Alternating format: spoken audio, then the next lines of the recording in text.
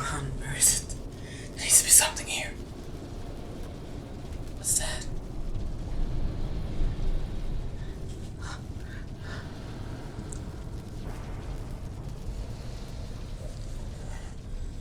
Come on. There must be a way to turn this thing on. So after we take a break, we're going to go ahead and complete one pretty cool endoscope. It looks like it should be functional, but it's not moving, and no wonder. I think that's out of legs. So we're going to take some off the legs, functional animatronics, and add them to the more advanced one.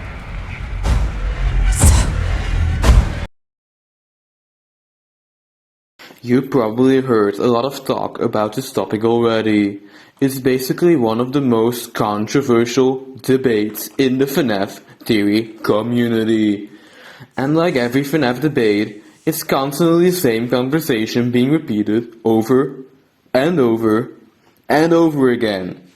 Two sides of the community that simply can't come to an agreement, drawing the same screenshots to each other's face, fighting over which side has the biggest pile of evidence, and of course, fighting over which side has the most common sense. And you may think by yourself now, what is this debate actually about? Well, it's about books. Yep, these things. These little sneaky bundles of paper. No, but seriously, I think everyone that has been a part of this conversation has been exhausted by it recently. The lack of clarity about the canonicity of the Tales from the Pizzaplex books has been on the mind of a lot of FNAF fans, causing two camps to be created in the community. One group that thinks these books are a separate continuity, and the other side that thinks these books are completely canon to the games. To get my exact thoughts across, I made the choice to translate them into a series of videos. Yes, a series of videos. Well, I have a lot to say about them, and I couldn't fit it all in one video. Like, this is my first video, guys. I'm a small baby little YouTuber. Just give me some slack, okay? But firstly, a reminder. This is just my opinion on the topic. There are so many other talented people out there who have their own take on this topic. So for the love of the Freddy above, don't take my word as gospel. I always recommend my viewers to do their own research and come to their own conclusion. I'm just here to talk about the worms in my little brain. My name is Klaviski, and welcome to part 1 of Continuities from the Pizzaplex.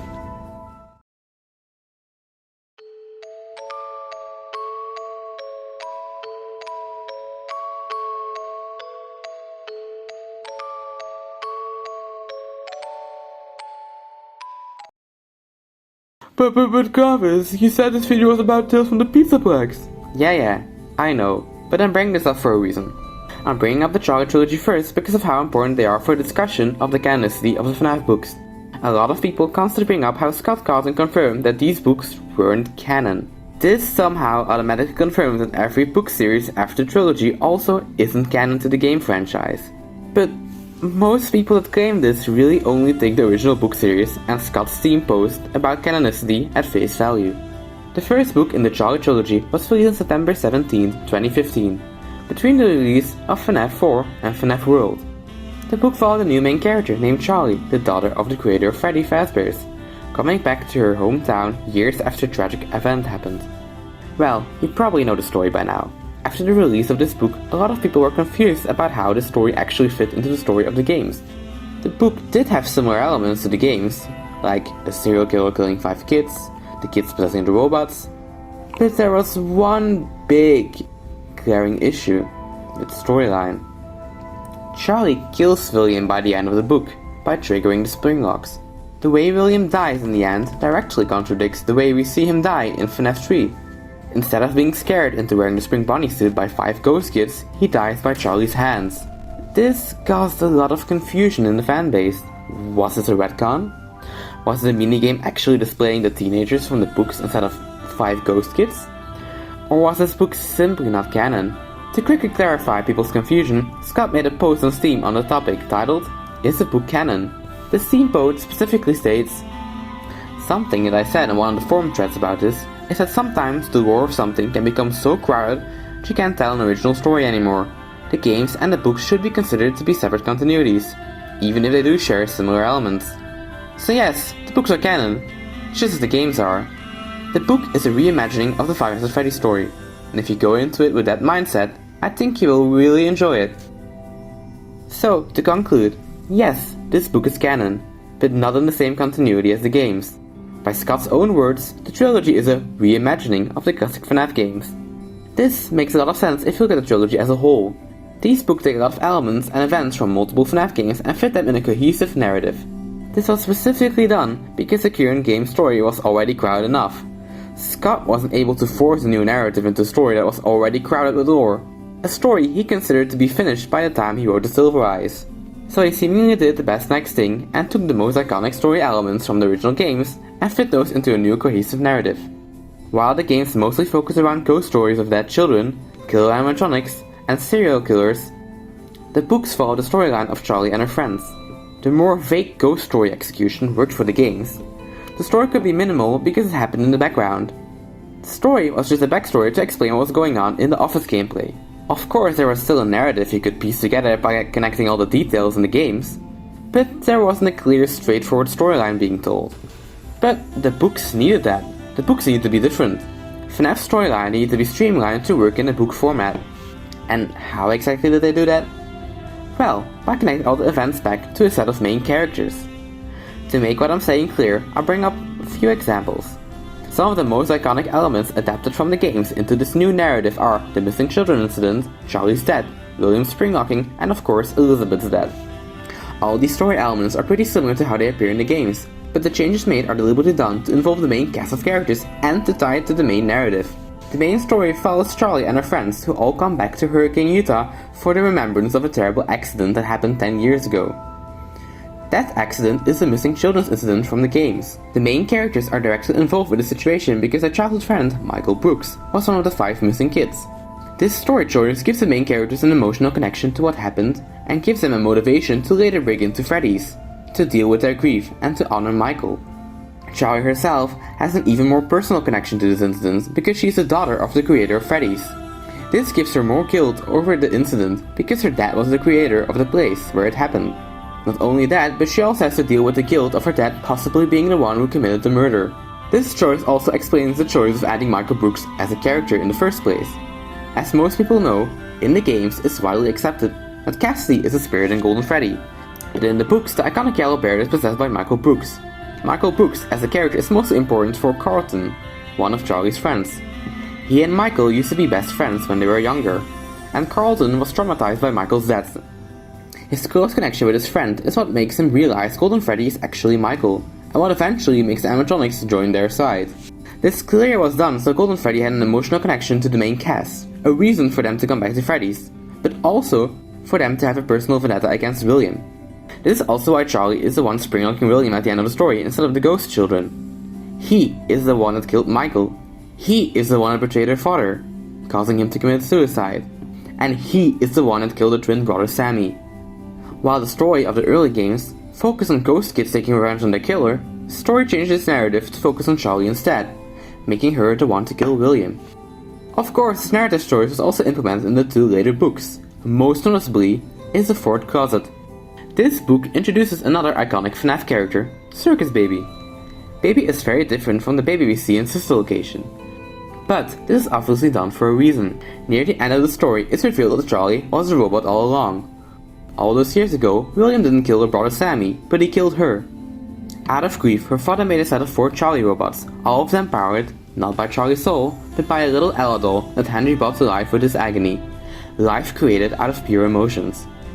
Baby is the last one in the series of robots.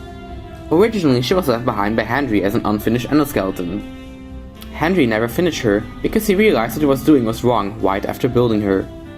But William, jealous by what Henry achieved, stole her. He studied her, desperately trying to recreate Henry's spark. But the result was just another clown robot. That was until one night Elizabeth sneaked into his workshop and got scooped up by her. Elizabeth's set was specifically changed to connect her back to Charlie.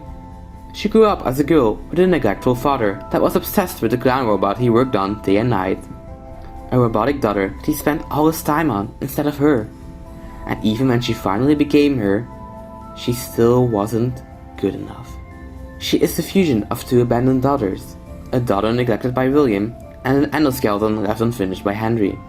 That's why she's Charlie's ultimate villain. Charlie's everything what she wants to be. She has everything she hasn't. The love of Henry and the interest of William. Well, I think I made my point clear by now.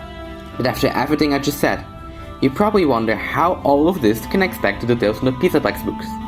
Well, that's pretty simple. It all comes down to execution.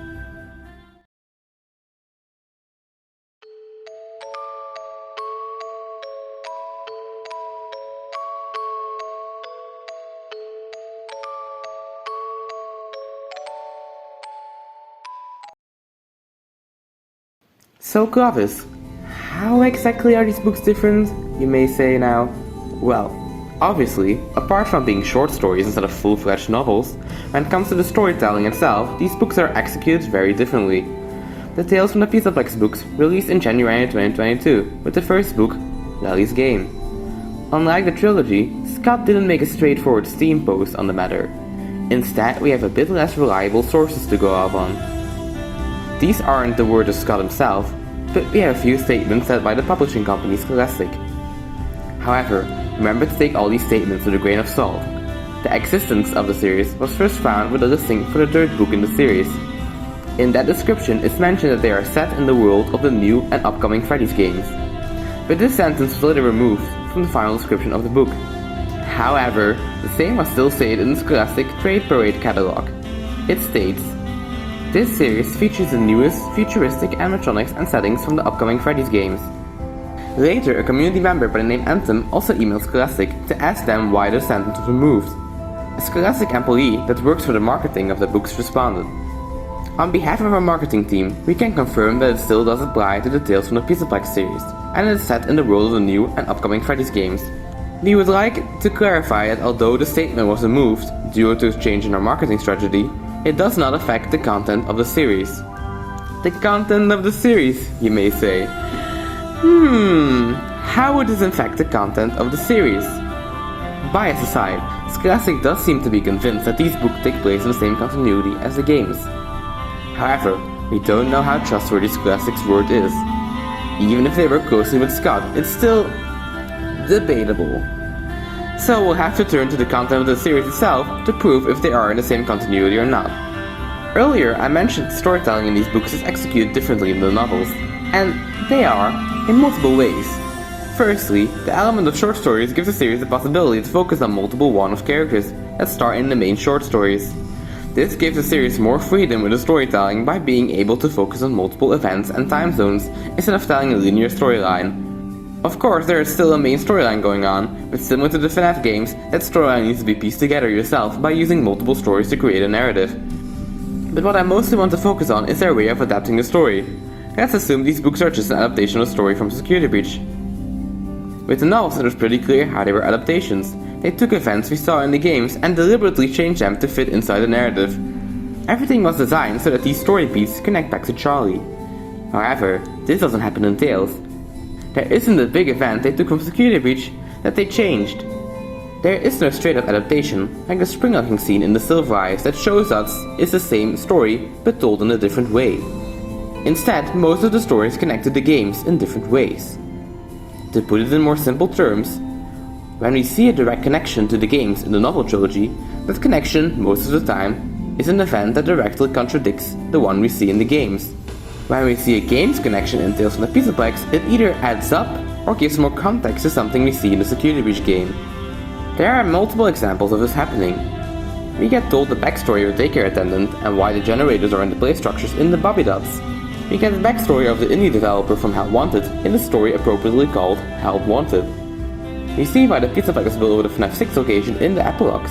And we straight up get an answer to the mystery of Patient 46 in the story GGY, by connecting multiple unexplained Easter eggs we find in the Security Breach game. This and many more examples explain why me and others lean more towards these books being fully canon to the games. It's because the stories given to us don't directly retell something we see in Security Breach, but instead expand on the storyline being told in Security Breach. The novel trilogy took full advantage of it being a different continuity, putting pizzerias in different areas of the timeline, picking characters from multiple corners of the canon and reusing them, and mostly reimagining events we see in the games. It's like they took the original games as a source to write a new story with it. Tales from the Pizzaplex, however, isn't like that. Of course, it still introduces a bunch of new concepts like the Bobby Dots, Rally, Haps, but none of the events in them retell or contradicts the events we see in the game. And let's pretend for a second that Tales from the Pizzaplex is indeed a retelling. Why would the books not follow a similar storyline to that of the games? Why wouldn't it bring back characters like Fanny and Gregory to tell a complete new story? Why aren't they the main focus? Why wouldn't it take full advantage of it being a different continuity? Let's take the story GGY for example. The story is about a kid named Tony, researching the secret behind the GGY high score in the West Arcade of the Pizzaplex.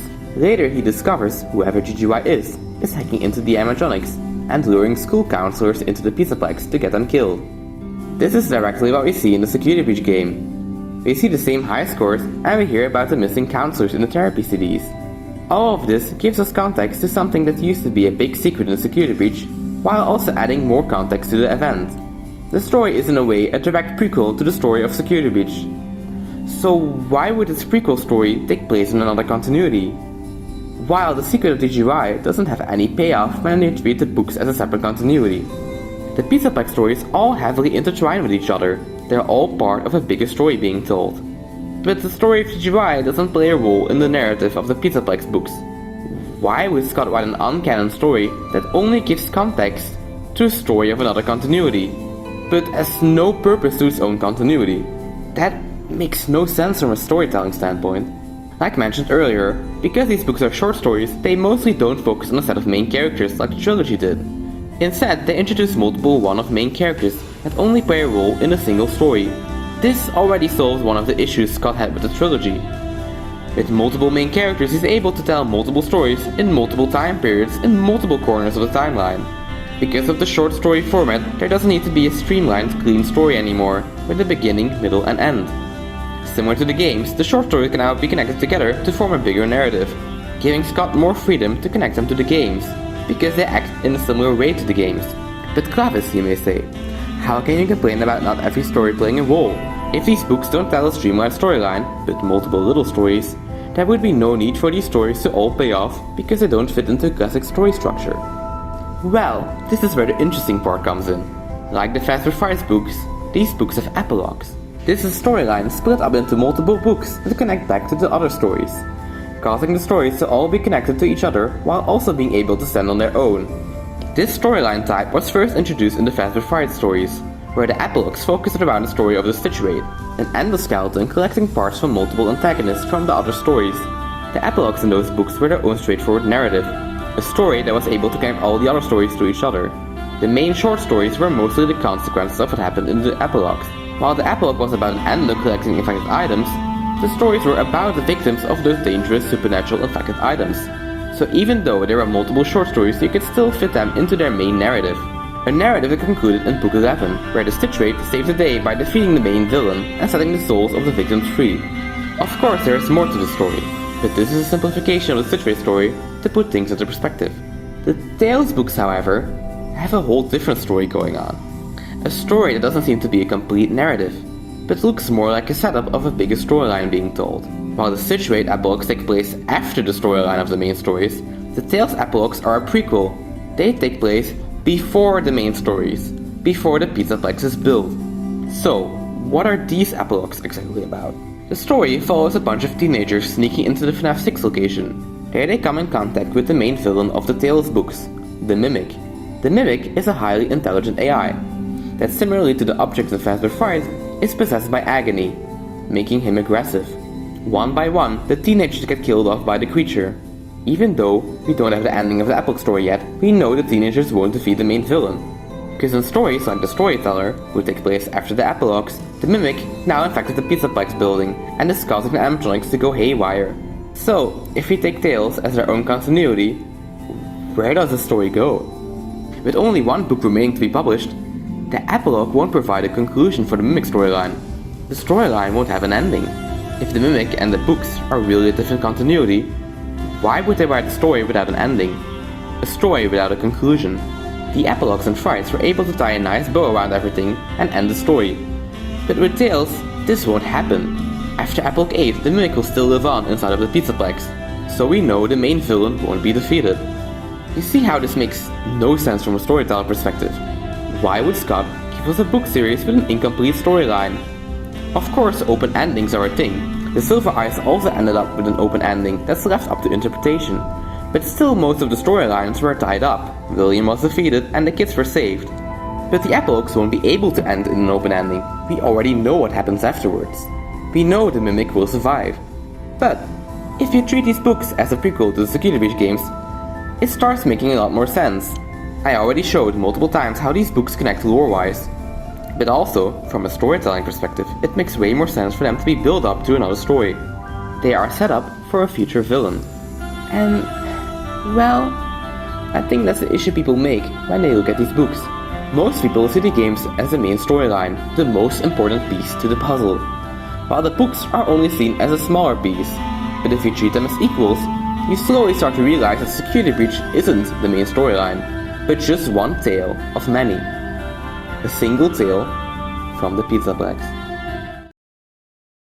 But Clavis, if these books are setting up the Mimic, like the Mimic survives, and he's the main villain now in Security Breach, why don't we see him in Security Breach? How does this make any sense? He isn't the main villain of Security Breach. Well, about that, the Mimic may be someone we're already familiar with.